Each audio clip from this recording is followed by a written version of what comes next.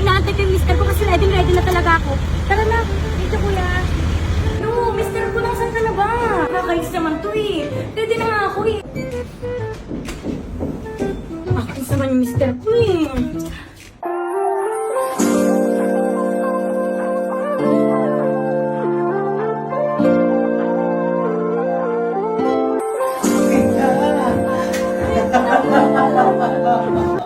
Dito nga pala kami nag-check-in ng mister ko sa 88 Courtyard Hotel here in Pasay City.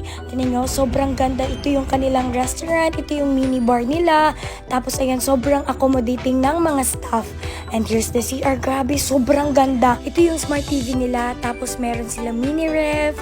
And here's the menu at ang kanilang dining and especially the bed. Sobrang ganda. At syempre, ang pinaka-favorite na lahat, ang swimming pool. Sobrang relaxing. At ito yung mga rooms pa nila.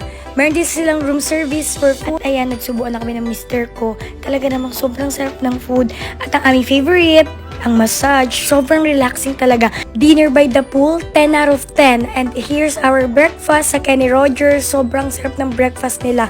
Ayan, kitang-kita nyo naman, morning na morning at sobrang perfect talaga. So yun lang guys. If you're looking for hotel na affordable, malapit sa MOA, sa airport at sa mga tourist spots here in Pasay City, book your stay sa 88 Courtyard Hotel talaga. Let's go! Tuloy lang namin to guys.